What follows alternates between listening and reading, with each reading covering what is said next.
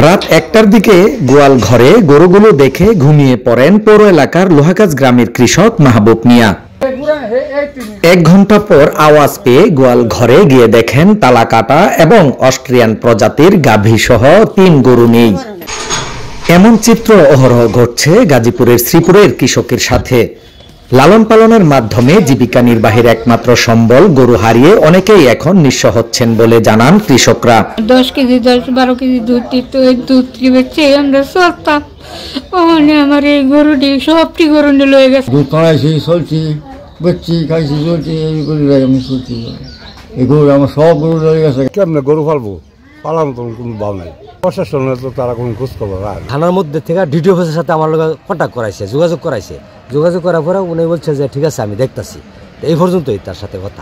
গরু চুরি বেড়ে যাওয়ায় খামারিদের মধ্যে আতঙ্ক বিরাজ করছে বলে জানান স্থানীয়রা। কিছু লোক আছে সন্ধ্যা যা সকালাই আঙ্গ স্থানীয়র এই তাঙ্গ আমরা কইতারি না কইলে আঙ্গরে মারা লাইব। আমরা গরু লয়ে হারা রাত গরু থাকলে মারালা বাইরে বয়ে তাই গরু বিত্তে থই। গরু যদি চুরি হেরা চুরে নিয়ে গাতে মানুষে কেমনে গরু ছাগল ফাইলা কিবা খাইব কিবা কেটব।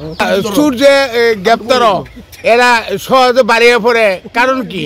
আর এলাকার লোকজনে টাকা চুর ছাড়ে এখন পুলিশের টহলটা খুব বেশি করে বাড়াতে হবে। মানে 1টা থেকে 3টার মধ্যে চুরিগুলি হয়। রাতের বেলা গাড়িগুলি যদি একটু চেক দেয়, প্রশাসন যদি চেক দেয়। গড়বাঁধা তদন্তে পুলিশের আশ্বাসে বিশ্বাস রেখে কোনো কৃষকই ফিরে পাননি চুরি যাওয়া একটি গরুও। বরাবরই চুরির সংবাদে ঘটনাস্থল পরিদর্শন করে আইনানুগ ব্যবস্থা গ্রহণের আশ্বাস দেয় পুলিশ।